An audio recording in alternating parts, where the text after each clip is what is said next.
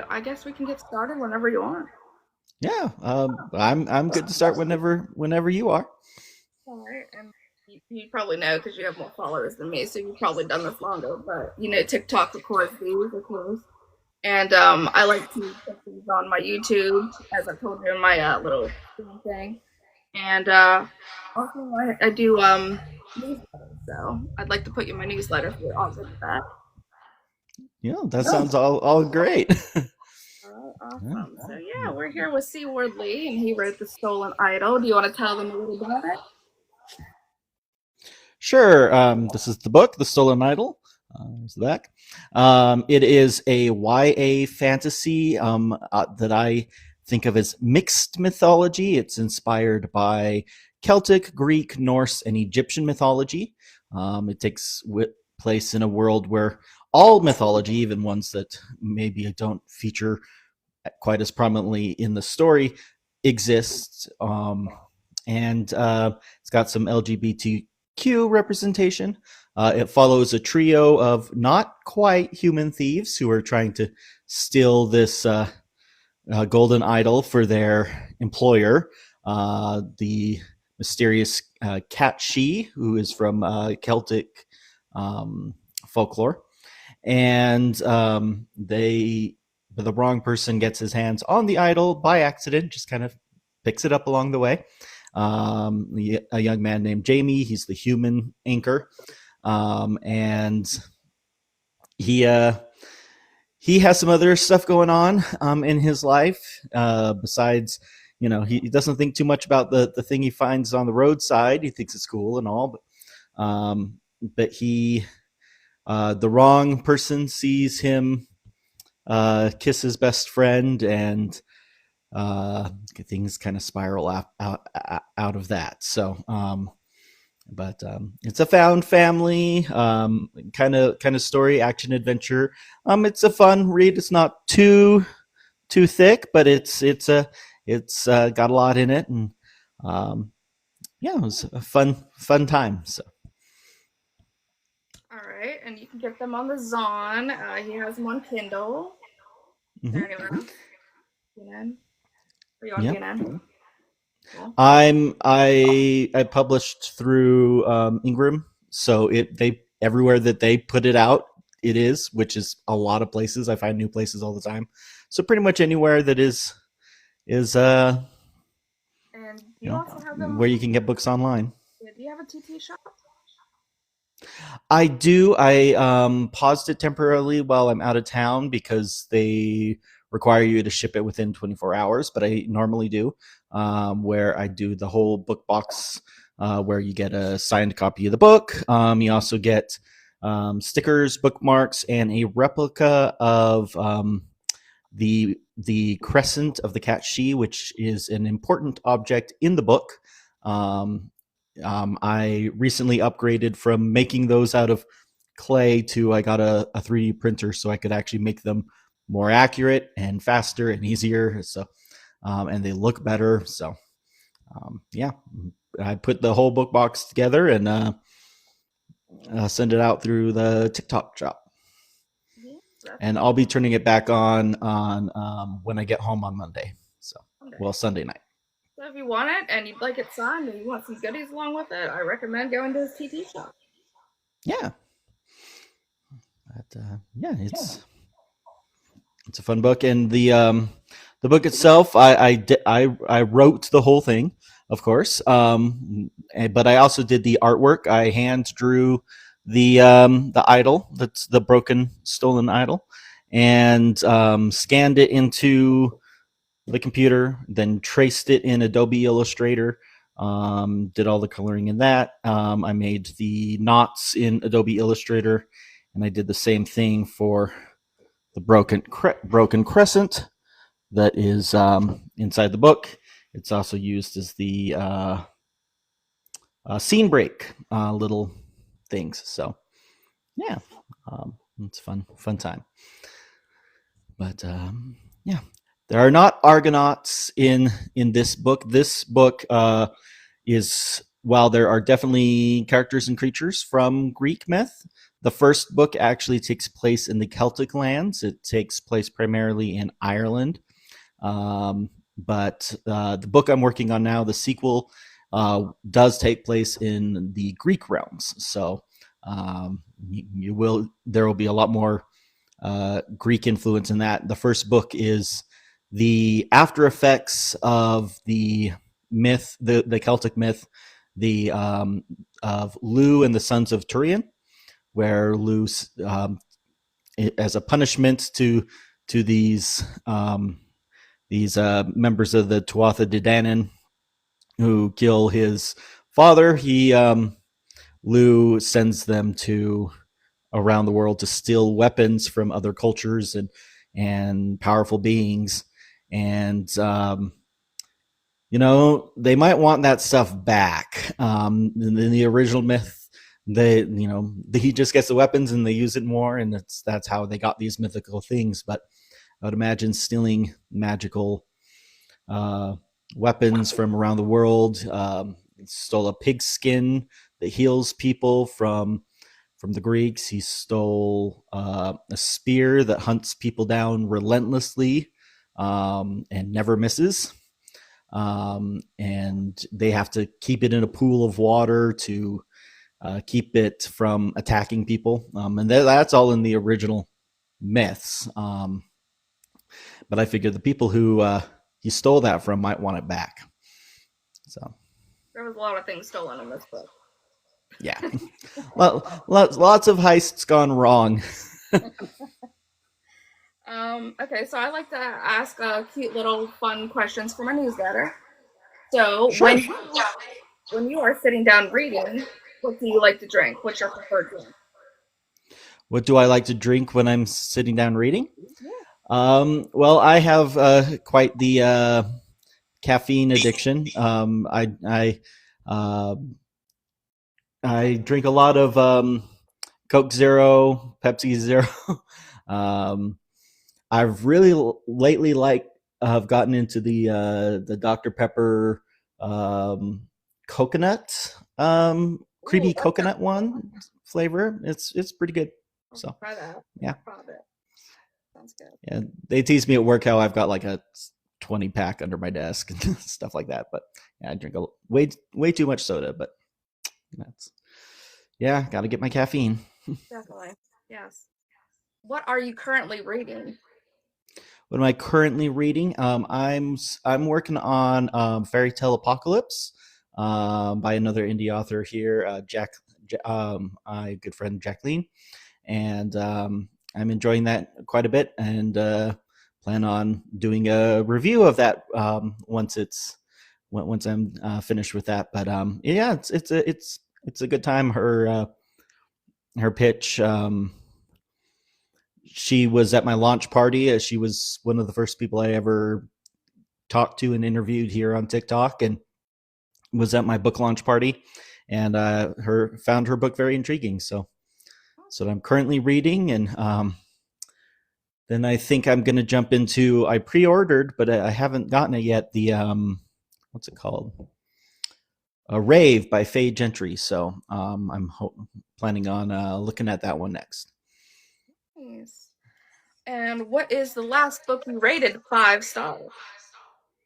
The last book I rated 5 stars was I read kind of a little bit for research in this book. I've been reading as much Greek myth retellings for my next book, and kind of trying to suss out what is from the myths and what is that artist's license. I really enjoyed Hecate the Witch by what's her name? It's eluding me right now, but it was really good, and I've already pre-ordered the sequel to that. That's about the river Styx. Styx is also a Titaness, and not just a river. So but I really enjoyed that. I was a little shocked after I bought it. I saw the cover and the sprayed edges, and I bought BNN and had to get it, but it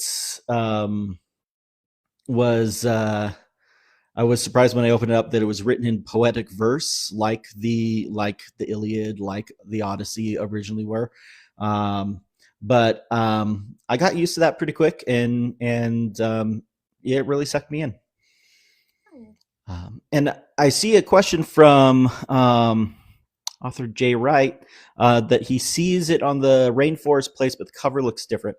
So that's the ebook cover, is the one that is the broken crescent and the eye of the cat she. When you zoom in really, really small, when I tried doing some little ads on Amazon and had the little tiny thing, it just looked better and clearer for that. So I updated the ebook to the eye.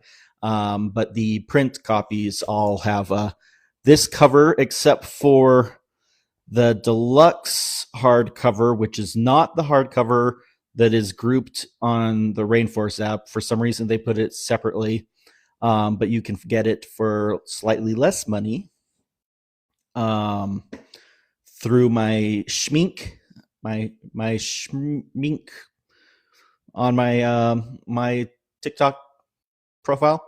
And it has this as the outer cover, but if you take off the book jacket, it's all black except with a golden eye of the cat she underneath. Because there's a little Easter egg once you finish reading the book that makes that shows why I did that. And I really liked how those turned out, so I'm going to be doing those as the only hardcovers going forward with the sequel books. But in those, I think I'll put the hidden image underneath as the villain, because I like having villains that you don't expect to be villains from mythology show up. Some characters who are maybe a bit more popular and liked, to show them from the other side's perspective. Yeah, I definitely didn't expect the villain at the end. So, yeah. If you read it again, though, it is actually foreshadowed in early chapters, but it's not heavily. But it's yeah, it's a problem. In his book, he has fae, centaurs, pixies, Vikings, Greek gods, and so much more. So, what inspired you to create a world with so many mythologies where they coexist? So, during the pandemic, my kids wanted unique stories every night at bedtime, and so I had to like improv stories, and I started putting stuff that I like in them, like mythology, little things. So I was doing some reading, just kind of Googling stuff, looking at Wikipedia pages, all that, just kind of refamiliarizing myself with stuff. And I came upon a thing that talked about how when the Romans went to the Celtic lands, the British Isles, Ireland, when they invaded, they heard about the Celtic gods, and there's letters from their generals back home saying that they've learned that these people are worshiping the same gods under different names, and they said like that Lu, the king of the Celtic gods, is actually Mercury, the Roman god, also known as Hermes in the Greek version of him. So I found that very intriguing, and I went down quite the rabbit hole, and I found Herodotus, the Greek historian. I mean, he wrote about his adventures with magical beings and claimed that they were his experiences. But he claimed to have seen the Greek gods heading towards Egypt, and as they did, they transformed into Egyptian gods. And I just found this fascinating, how these ancient cultures, when they ran into other cultures, they didn't say, "Oh, my god's real, yours is wrong." It's either they're the same or just mine are better, but they all coexist, kind of mindset. And so it kind of sparked an idea of it, in this world. And then I got a book on Celtic mythology, and I was reading that, and they had two things in that really struck me. Was that the Fae in that, because was already really knew a lot about Norse mythology. The Fae in that had a lot of similarities with the elves from Norse mythology, and they talk in Greek mythology about how they came from northern islands across the sea. And so I had this all thought of, okay, are they interconnected, and can I make, and the world just started coming together on its own. And so that's kind of the world building part. And then the characters came from largely from some from that, but also a lot of my purely original characters came from the characters in the stories I told to my kids. One of the first one that I came up with was Fotini, the centaur. So, and she is a fan favorite. I've gotten many messages about her on TikTok. So, I'm sure you did. About her and the cat she I get the most about. Awesome. So, would you say she's your favorite, or which one is your favorite?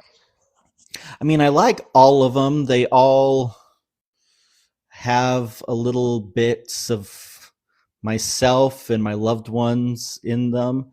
So picking, I mean, I think the most fun is probably, my favorite's probably the cat she.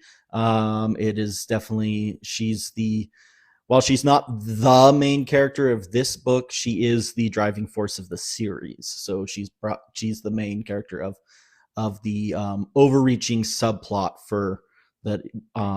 We'll go through, in the end, we'll go through 4 books. I have them all planned out with an ending, not a cliffhanger, a definitive, this is moving towards something. So, but she's the driving force on those. But I also feel a lot for Jamie, and Fotini really like.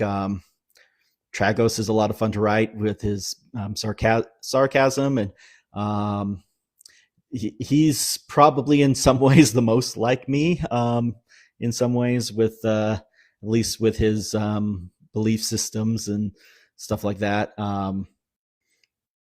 And I really like Elsa. I went through several drafts where I went pretty heavy into her. Some chapters were originally from her perspective, watching things as a little spy, but I had to scale that back and get more personal with those characters, but I had all of this fun stuff that I'm trying to really bring back even more into the second one of her loving to watch drama unfold. She wants to watch people doing their dramatic moments like how we watch K-dramas. So that was a lot of fun with her. And it's always fun writing her with the color changing, because in this book, the Fae are like living mood rings. Their glow, their color changes based on their emotions. So she wears everything on her sleeve, and also can't lie, but doesn't that really tell the truth either. But yeah, so she's lots of fun. They're all my favorites. They are good. The way you wrote them, each chapter, it's hard. Like, I had this like generator to help me go with like how I want to do it with my stars, how I want to review it, and it asked me who was my favorite character, and I'm like, oh my gosh, how can I choose? So yeah, they're all really amazing. But going back to the cat shoe, it's not something that you see in fantasy a lot. So what drew you to her? Well, I mean, with without giving too much away, I mean, I really liked one of the earliest scenes, and it's briefly shown in this book, but it's really delve into in my next book is the backstory between her and her first love, and that was an early concept of the character. But I really liked some of the folklore of Irish folklore with the character of where there's not too much about the Catshi themselves. But it is where we get the idea of cats having 9 lives. But originally it was a witch turned into a cat 9 times, and then on the 9th time they're stuck forever as a cat. So that kind of came into it. But then I put my own spin and combined some other things with the character to make something more original. And I brought in some of my favorite aspects from mythology with that character. And I wanted to make kind of I figured, how would someone who's been trapped as a cat for 1,000 years, how would they feel in their emotions? And they've been pretty ticked off. So she's a little angry, but yeah. I don't know. She just was a fun character to write. I loved her. I thought you read her great. Yeah. You're gonna see some different aspects of her and get to delve a lot deeper into who she is in the next book. But yeah. There's so much I want to say, but I can't say because it's a lot of the fun of the journey of the book is getting to know that character, who originally was not a POV character. That was actually what I kept writing draft after draft after draft because I didn't want to give too much away by having them be a POV character. But the book didn't work until I made her a POV character. So. Nice. But she's fun. It was fun. Now, if you could pick any one of them to spend the whole day with, who would it be, and what would you do?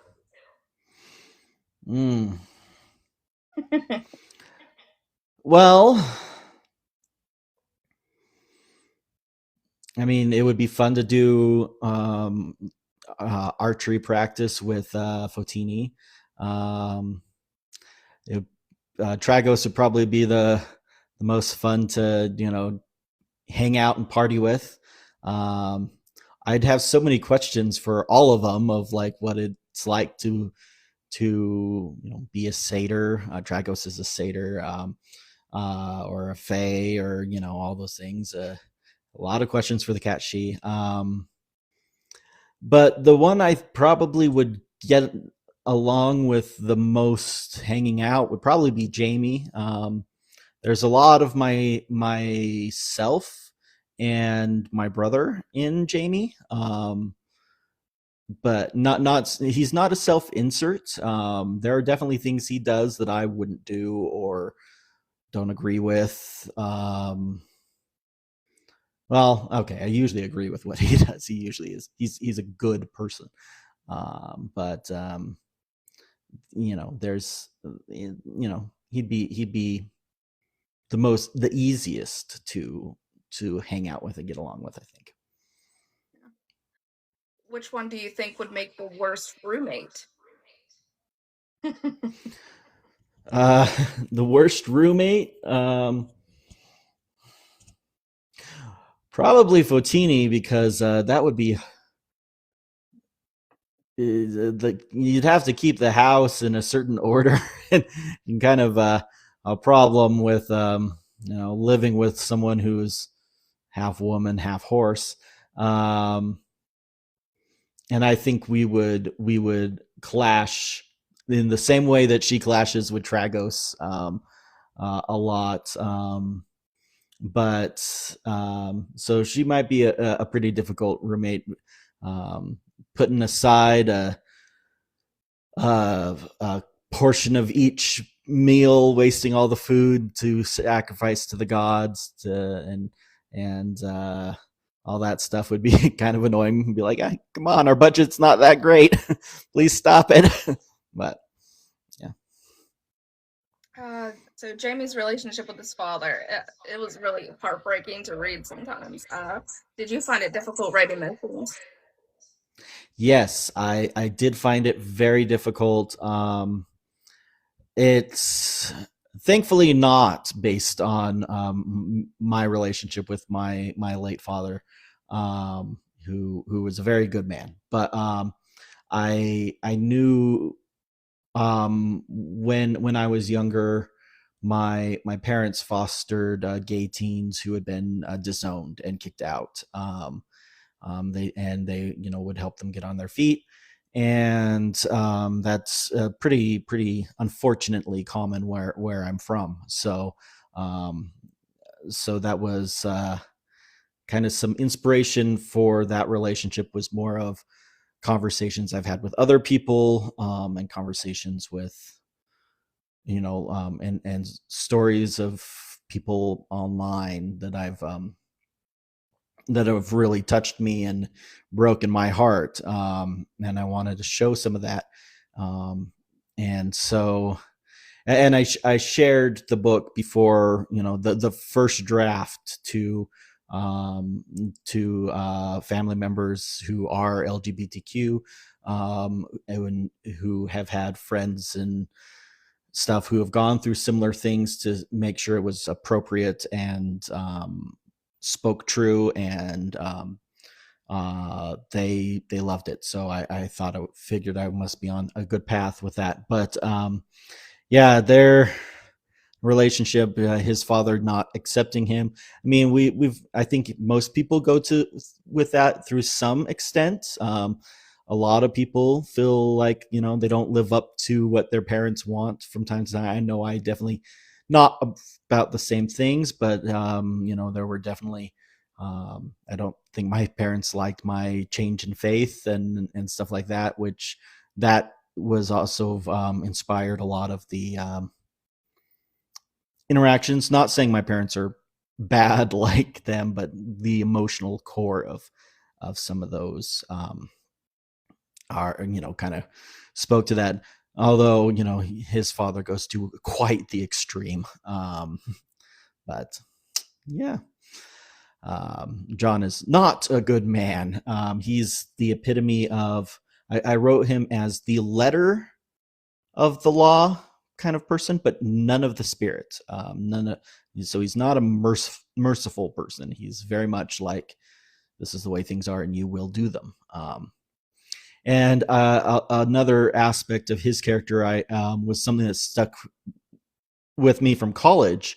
I took a anthropology of childhood class, and we learned about a lot about fairy tales, actually, and how important those stories are for children, and looking at the how cultures view childhood. And that's when I learned about changelings, which are when fairy folk kidnap a child and replace them with a fey child to be raised in its place, to infiltrate a household. And that was the ancient people's excuse for getting rid of, they would, to get their kid back, would leave their kid out in the woods or do horrible ceremonial killings of the kid, of the fey child, to bring back the real child. And that's mentioned in this book, and is kind of a big part of John's thought process. So he's that kind of stuck with me, and was a big part of that, and that character development, and his threats and his viewpoints on the Fae. So yeah. Oh, yeah, so good. Yeah, the fantasy, the romance aspect of it that you wrote, it definitely stands out from the rest. Did you always know the direction you wanted to take with Jamie and Gorm? Yes, and there will be a happy ending for Jamie. But this first book, there isn't. I didn't have any of the romances come to a conclusion. Um, but that was I went through several drafts with Jamie and Gorm's relationship, with it being varying degrees of reciprocated.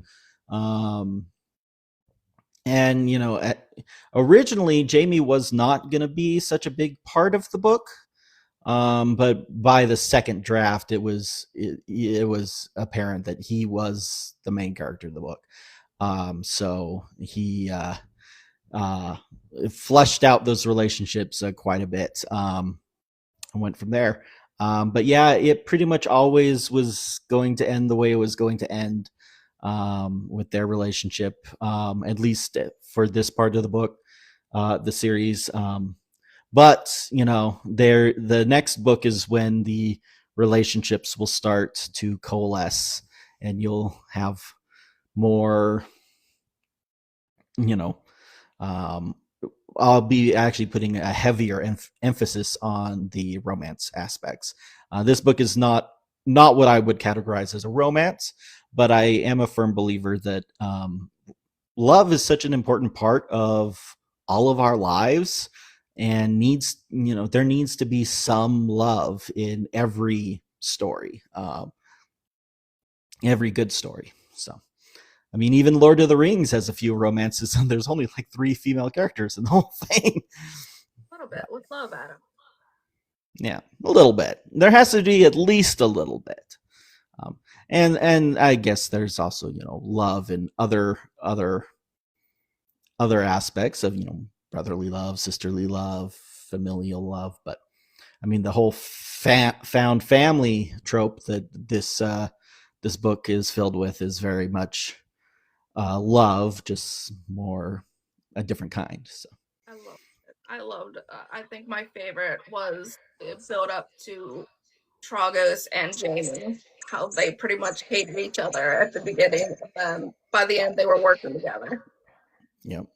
And Tragos had to get his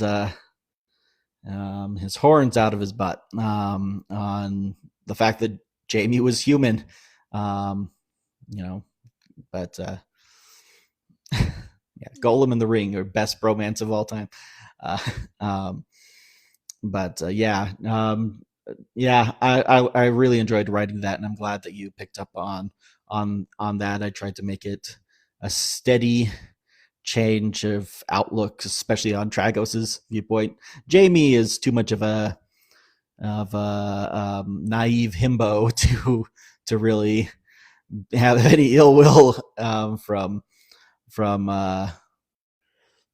to Tragos. Well, except how they met was a little Yeah, tense. Jamie was awesome though. He was someone who was accepting of everyone. Yeah, It was heartwarming. yeah. Jamie's the heart.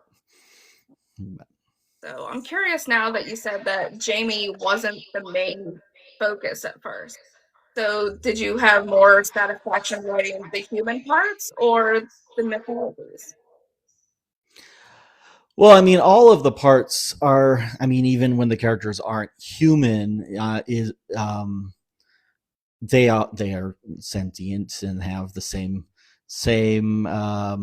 emotions. So I treat them the same, really. Of they just happen to have different aspects of their anatomy are different. Tragos has horns and hooves, and Fotini has more hooves. And Elsa, she's a little pixie, but she's literally a little pixie. I went with the trickster fae, not the tall, um, very popular in romantasy tall fae elves. These are a little bit more of the classic ones from, but it's still, there's some romantic elements with them as well. So, but they're not just tricksters. They've got many sides. But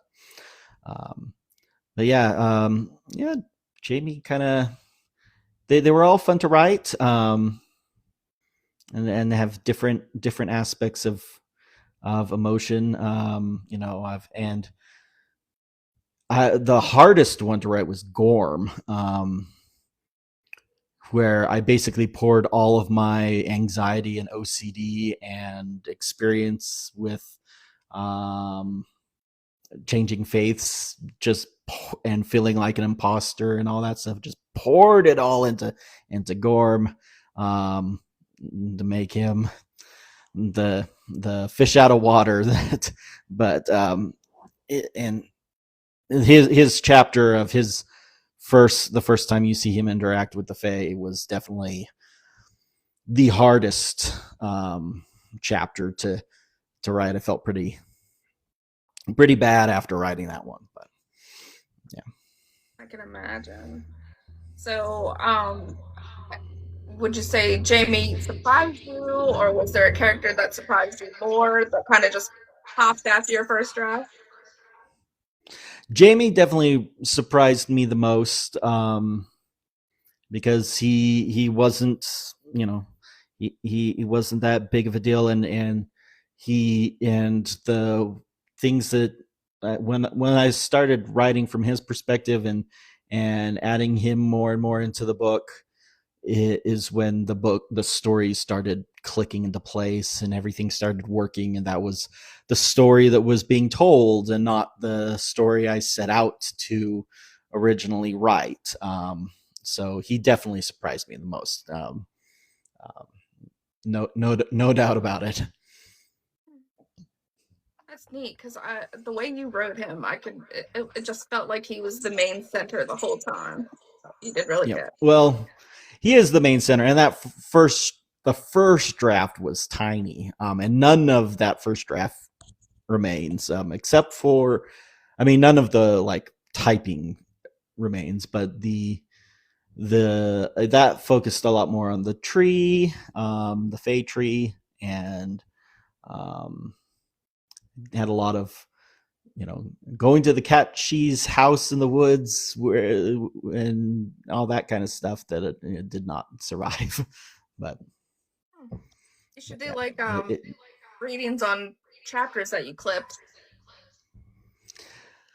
oh, I, I the I had to write a lot of drafts because I was relearning how to write fiction. It's been a while since college when I was taking those courses, so there was those early drafts. I think I still have them, but they're rough. But Well, the first draft they're supposed to be rough. It's okay. yep, they're supposed to be rough. You just get the story out, and then you worry about making it better. So If Jamie had a Spotify playlist, name one song that would be on it. if Jamie had a Spotify playlist, oh, with Jamie, probably a love song of some sort. Um, I'm trying to think. Oh,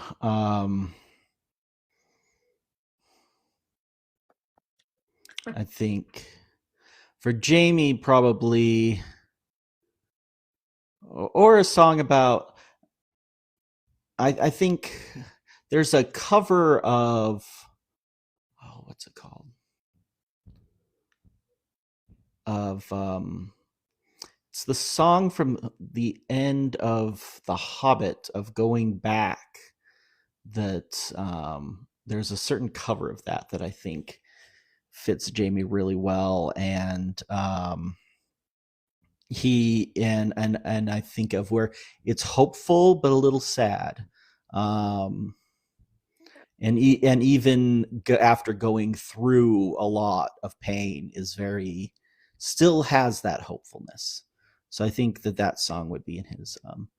It's oh, what is that called? Returning home, something like that. I can't think of it either, but I know what you're talking about.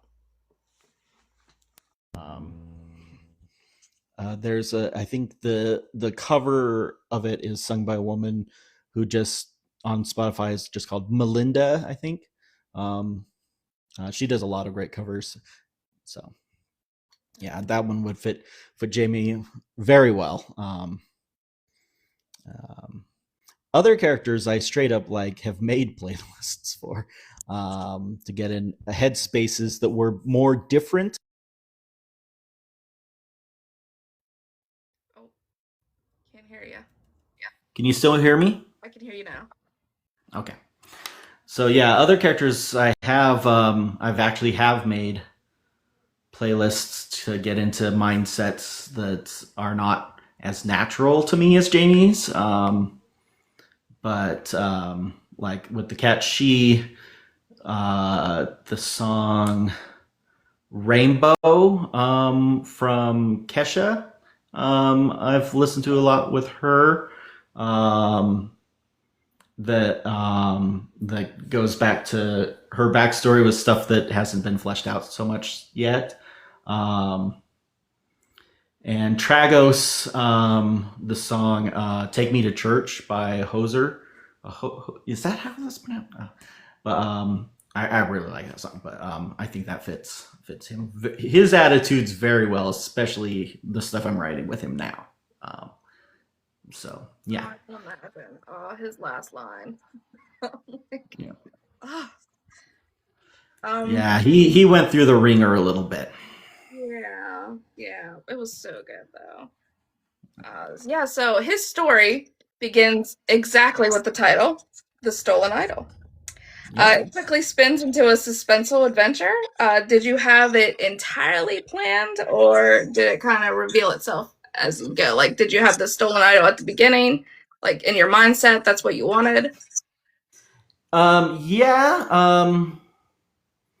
The when I finally sat down and started writing, I did the first chapter was the first chapter. And even though I rewrote that from different perspectives and different, but the events that happened in that first chapter pretty much were unchanged. Um, yeah, I always planned on involving the idol and the stuff around it and how that interacts. This was the first time I ever had a beginning, middle, and end kind of come to me with a story. So a lot of it came up with the whole plot line when I drove from my home in California back to Park City, Utah, where I'm from originally, and for some reason I drove, but my wife and kids didn't join me that time. I think it was my grandmother's funeral, and they had school and stuff they couldn't get out of. But the whole drive, like I had written like a chapter, and was still kind of trying to figure it out, and just singing the music the whole. It's like I watched the story unfold, and then I had the outline by the end of that 16-hour drive in my head. So, and a whole bunch of stuff that I'm now getting to that I'm really excited to show of the backstory of the cat cheese. So. How did you remember it all? Did you have like a voice recorder or something? Because if I'm driving, I'll forget by the time I get home. No, I just replayed it over and over and just kind of it fit the music and so it just kind of Nice. went with that. And then I, just replayed it over and over, and then I, wrote it down when I stopped. But yeah, it's kind of happened that way. That's awesome. Well, I hope you got wherever you were going to safely because you can just zone out. That straight drive through Nevada where there's no turns for hours and hours and hours and hours. You just, yeah, you can't help but be a little zoned out. But I got there safely, no accidents, so it's all good. So if you didn't know the lore and you found the stolen idol in the middle of the woods, what would you immediately do? Probably what Jamie did. Probably pocket it. Maybe this will look cool on a bookshelf.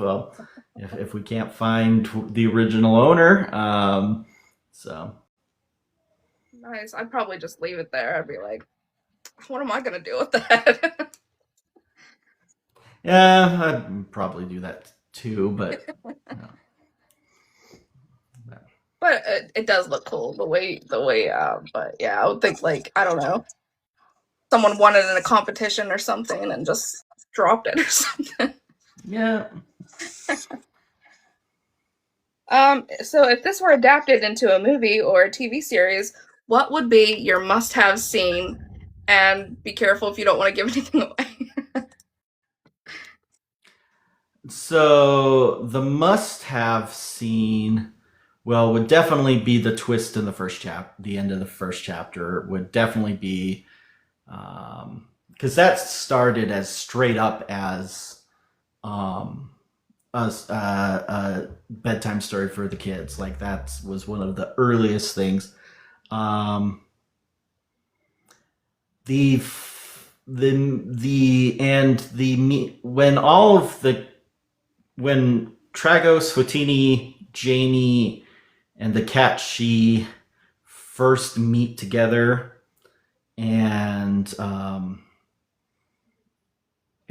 first in it at Whitfield Castle, that interaction, that scene, and the flashback that is shown in that scene, which is incredibly important for later books.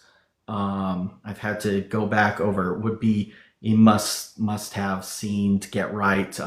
The real introduction of the cat she, and that. Although to keep the rating down, you'd have to do some clever camera angles. But I think they could pull it off. I think it could be done with all the technology we have now. I think it could be done, and I think it would be a great movie. Yeah, well, when I write and stuff, I like zone out and don't like. I am writing, I'm typing it, and I go over the things, and the words are there, but I'm seeing it like it's a movie. I have a very visual imagination, so I've seen these things as they're happening. And yeah, you did hear that. Although I did commission a drawing of one of the characters, and I'm probably, when I get some money, going to commission some more. So, or try to draw myself as well. So, but it's hard to get them right, But They are. You envision something, and then that's artists are great, but sometimes they don't like get your vision, and you like want to be like, that's really good, but it's not what I was thinking, and I understand that. So yeah. There are so many themes in your book. So if people read this, what is one theme you hope they take away from it?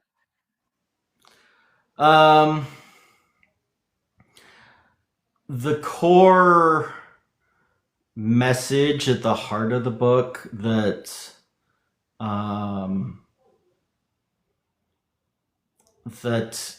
of learning to accept yourself and who you are, and not and to be the person you want to be, and not the person that society or your parents or your friends want you to be. Be happy with who you are, and embrace that, which is kind of the core theme of the book. Stems a lot with my I don't know if you could call it a faith journey when it's the opposite, but you're not beholden to you can love your family, you can love your friends, but you don't have to be the person and think the way they think, or all that stuff. So That's a great message. I love that. So I know you said the second one centers on the cat she a lot. Can you give us anything else that might be in the future novel? yeah, so the next book is each book takes place in a different mythological setting, based on a different mythology. And this next one is Greece. The first one is Ireland, and Tir Nanog, the mythical twilight realm of the Fae folk, and fairy mounds and all that stuff. This next one will be Greece. It takes place in the 1200s, just like the first book. So it's not the Greece that you see in, Hercules and Xena. It's because the people have changed since then. The culture has changed, but they are going to go into some of the realms like the underworld and Olympus and stuff like that. I'm getting really excited for the underworld stuff. Will be a lot of fun. And the Isle of Delos, where Artemis and Apollo were born, is going to be a lot of fun. The next book after that will be Norse mythology, and almost none of it will be on Earth. It'll be almost entirely in the 9 realms, and climbing Yggdrasil. And then the book after that is Egypt, with the culmination of that going into the Duat and stuff like that. So I'm gonna have a lot of fun with that. I'm having a lot of fun with the Greek stuff now, and you get to see at the beginning Tir Nanog a year later. So in my book, you see it in a state of disrepair. But you get to see the growth that it's gone and the healing that's been taking place. So I've had a lot of fun writing that. Probably I'm going to have to go through and edit out giant info dumps of describing the city and stuff like that. But I am getting the visual out there, and then I'll wordsmith it down. But yeah, I'm really excited to I'm having a lot of fun delving into different aspects of Greek myth. This all takes place after the myths. I'm not going to pull a Rick Riordan and have mortal characters from those times somehow be alive and doing stuff. It's going to be, if you see Odysseus, it would have to be in Elysium or be somewhere else in the underworld. But it is going to have the locations, and the immortal characters definitely will have a thing or two. And I'm having a lot of fun with Apollo, especially. So Apollo's a lot of fun in it. So That sounds amazing. I can't wait for it. Do you have about an estimate when we're going to see book 2? Well, I'm a little behind what I was hoping at this point, but I am still trying to get it ready for the first couple drafts through by the end of fall, beginning of winter, November-y time. My goal is to, before the new year, have them out to beta readers. Hopefully it'll be easier to find beta readers this time. I'll put a thing out on TikTok being like, hey, if you like the first book, here's your chance to shape the second. And then we'll hopefully try to have the book itself come out next spring or summer. So Nice. Can't wait. So I've seen you've been doing events too. So in case anybody is close to Warde in California, ish, do you want to talk about some events that might be coming up, or? Well, actually, my next event is where I'm at now. I'm at my mom's house in Utah, and I'm doing an event tomorrow at the Jordan Landing BNN in West Jordan, and going to be there from 1 to 4 p.m.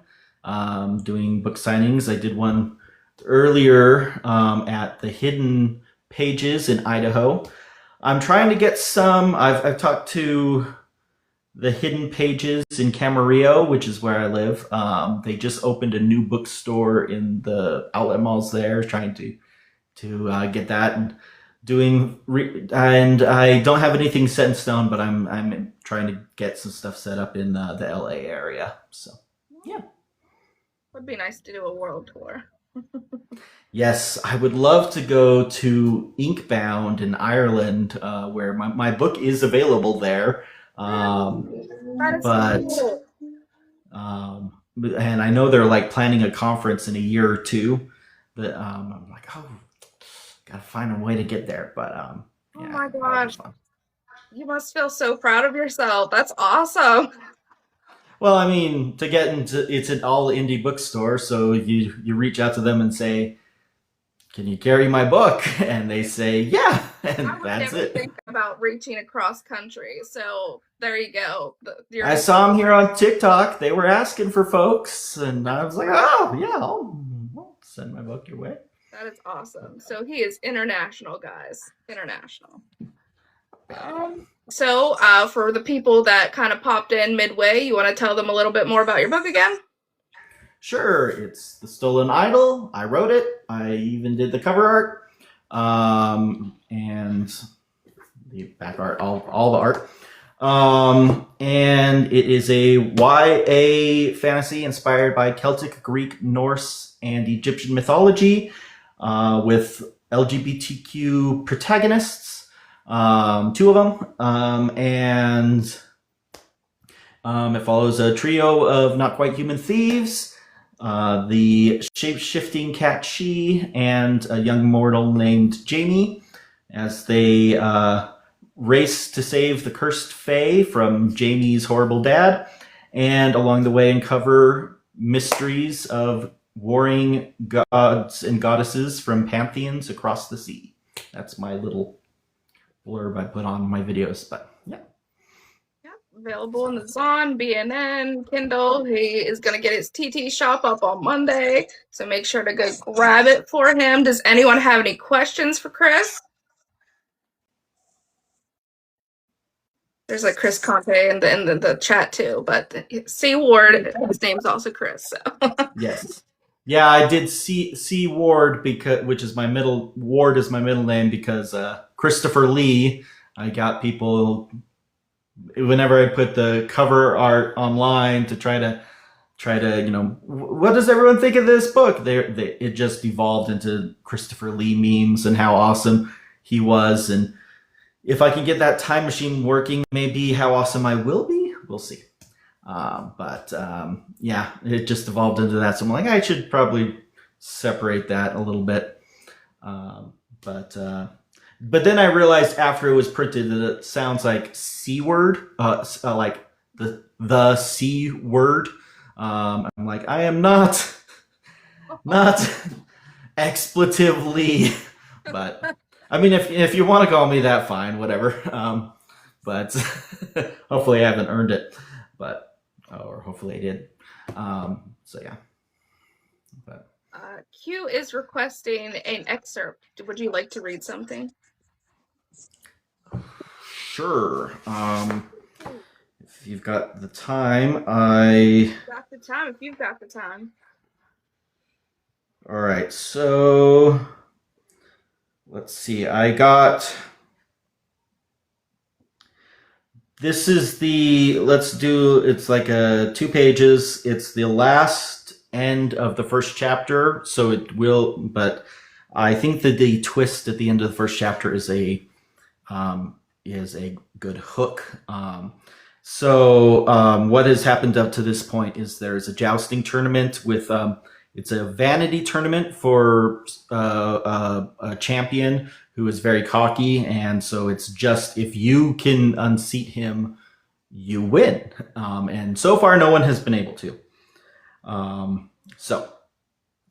With a wave of the flag, Aberfaw violently kicked his horse forward. Fotini stalled a second and then ran forward at a slightly diminished pace to make it look like she was racing to meet her opponent. She lowered her lance and aimed directly at the center of Aberfaw's chest. He reached full speed just before Fotini skidded to a stop, dropped the reins to grasp her lance with both hands, and braced for impact. A dull pain spread across Fotini's chest and shoulders as Aberfaw's lance struck. Her armor bent and a fresh dent adorned the cuirass, but it successfully saved her from the brunt of the impact. She felt the vibrations of her own lance cracking against Aberfaw's armor. This time the lance hit the center of the armor instead of glancing off to the side.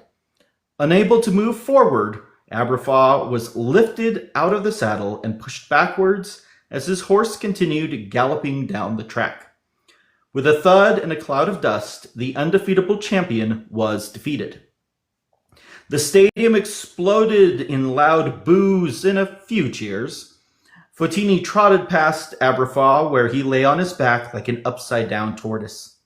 She couldn't help but let out a small chuckle as he wriggled and cursed, while his squire helped him up from the dirt.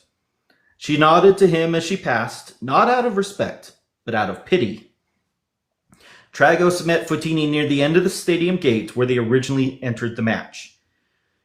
You did it. Now just stay quiet and let me do the talking while you accept your prize. Then we can get out of London before anyone thinks too hard about what they just saw. I don't know how to do a Scottish accent. Just pretend I just did one. My sister-in-law is doing the audiobook and she does accents. Fotini nodded, and the pair of them walked over toward the king's private box, where the young king sat with uncharacteristic attention as his herald made his way down the stairs with the golden idol of Artemis in hand. What an exciting display of strategy, the herald said as the crowd fell silent. I have never seen such a unique or entertaining match. I'm happy to present to you the statue of the Roman goddess Diana, which was recently uncovered in the ruins of the nearby Colosseum. More than just a golden trinket, this prize has value derived from the history of the conquerors who came to England nearly 1,000 years ago and laid the foundations of this glorious city. This goddess was revered for her wild spirit, and the king has expressed he cannot think of a more fitting trophy for your performance. Come down from your horse so you may properly receive your prize. Oh no. Fotini's mind scrambled for excuses as to why she couldn't dismount in front of the king. But before she could open her mouth, Tragos stepped forward. Good sir, Tragos said as he bowed. Unfortunately, a splinter from Sir Aberfaw's lance has gotten lodged in the stirrups, and Sir Capal is unable to disentangle himself at present. I ask that we may accept the prize on horseback, and we will sort out our predicament in private. The herald was unfazed, but would not be denied in front of the king. Nonsense. I am sure Sir Capal will be able to come down from his horse if we just undo this strap here. Before either Tragos or Fotini could react, the herald pulled hard on the newly exposed rope at the base of the horse's neck. Fotini's disguise unraveled, and the horse's head and neck dislodged from her body and fell to the ground with a thud and a puff of white flour. Fotini could suddenly feel the breeze on her exposed lower torso, where her chestnut fur faded away to her hairless human navel. There was no hiding what she was now. The herald stepped back in surprise and horror. After a moment of shock, he yelled, "A centaur?" Fotini grabbed the idol of Artemis. How dare they use her Roman name instead of the proper Greek? She stuffed it into a pouch hanging around her hip and galloped toward the gate. Tragos ran after Fotini and leapt high into the air, landing on her back as she ran out of the stadium to the outskirts of London. And that's the end of the first chapter. So good. It's so good. I rated it 5 stars. I have a little collections tab in my bio, and so you're gonna have to go and read what I wrote because it's really good. Any other questions for Chris before we leave? If not, you could always DM me, or come see me tomorrow at Jordan Landing if you're in Utah. I would love to if I could, but I'm all the way on the way. So. Yeah, I need to. No, my sister-in-law is in California, in where she lives. She's going to start recording the audiobook next month. She's a very talented actress. She has a degree in acting from UCSB, and I like all her stage plays. And she asked if she could do the audiobook, and I actually have her reading the entire first chapter on my TikTok page. I'll have to go look at that. That is awesome. I cannot wait for that because I will probably get the audiobook too and re-listen to it because I love the immersive atmosphere of that. That's awesome. Yeah, she's been researching all of the various accents and trying to figure out what in the world she's going to do for the cat she. But the satyrs in this are culturally Scottish, so she does have an account on TikTok. She doesn't use it much, but she does have one. She made it for my launch party, and she was going to read the book there, but it wouldn't let her on because she didn't have enough followers. Oh, yeah. Voice actors would probably get a lot of if she promoted more. So I think she would do really well if she, marketed herself more. Yeah, she's thinking about trying to break it in to be a possible career. Yeah, I can ask her. Her name is Nikki Stark. I should have taken my wife's last name. It's a very good last name, but yeah, she's cool. She's her on TikTok though. That's not what her name on TikTok is. But I can reach out to her. No, but my father-in-law is Troy Stark, and he is a physicist who used to make design weapons. He's also a bodybuilder. It was very terrifying to meet him. I bet it was. Yeah, meeting him after getting engaged to his daughter. It was Yeah. Because we dated in Utah where we were both in college and he was in California, so I hadn't met him even though we had been dating for some time before we got engaged. But whatever. Yeah, he's a good guy. I see him all the time. He also lives in Camarillo, so I see him all the time. He's great. But yep. Well, thank you for doing this. I'm so excited you filled out my form and I was able to talk to you and you moved up on my TBR list and I was able to get you read before this. So yeah, thanks for reading the book. And I loved getting the messages from you as you were reading. That was I always love it when people do that. And it's been great talking to you. And yeah, you should come on to you also write. So you should come on to my page sometime as well on my my Thursday night interviews. So. We'll have to set that up. Do you have a form or something, or? Yep, on my page on my schmink tree. So yeah. All right. Well, it was nice talking to you, and I hope you have a good rest of the day. And as soon as I get all the clips going and everything edited, then it'll probably be on my YT, and I'll send that to you. I greatly appreciate it. Thank you. No problem. All right, guys, I'm going to sign off then. So if you have any last minute thoughts or questions, say it now or forever hold your peace. Well, you can always talk to them, or me.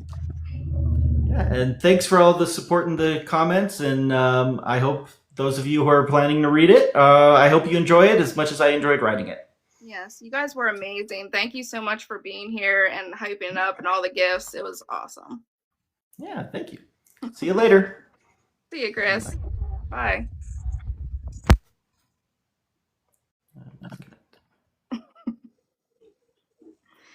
Yes, thank you again for being here, guys. That was awesome, and it meant a lot to me, and I know it meant a lot to Chris, and yeah. So yeah, go get his book. C. Ward Lee is his name, and Stolen Idol is his book. If you have any questions, you can find him.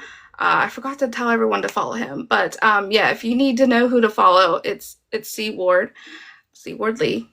He's liking the live now, so go like him, go follow him, go like his stuff, go check out his stuff, and go get his book because it's Friday and it's payday. So, or you can wait till Monday and you can get signed copies. Yeah, that's him.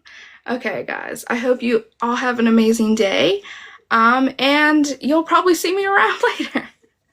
Bye, guys.